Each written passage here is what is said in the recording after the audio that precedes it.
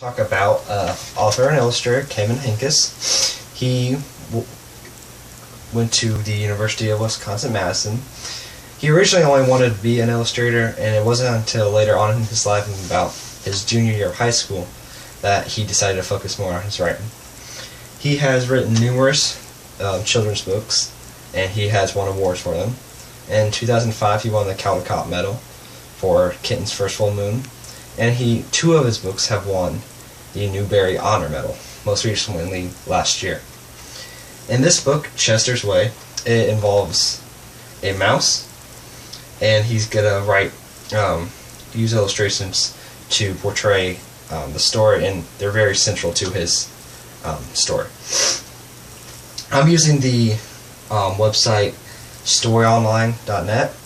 It's a very good resource if you can't go out, like if there's ice and snow everywhere, to still read aloud.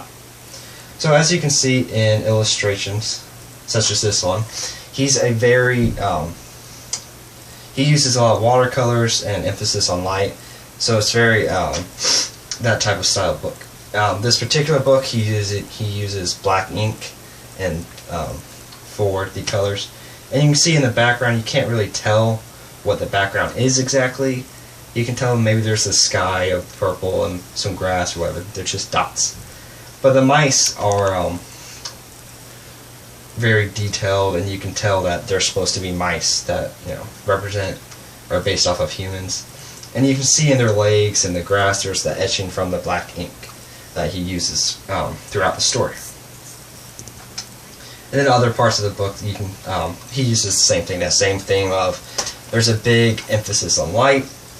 You can tell that it's probably later in the fall because there's a lot of the red and the orange and the purples that he uses for the trees.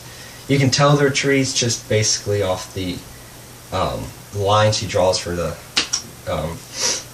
but you can't. There's no clear definition of them. We use our assumptions and the other clues in the story to carry it out. And then throughout the story, the illustrations are integral to covering it, to the plot of the story. A lot of the pages just have illustrations, not a lot of words, and they really carry on the whole story. So Kevin Henkes uses the detail of the illustrations to portray a light-hearted story, and the watercolors really play well with that, as it's more like a light, playful story more than a serious tone.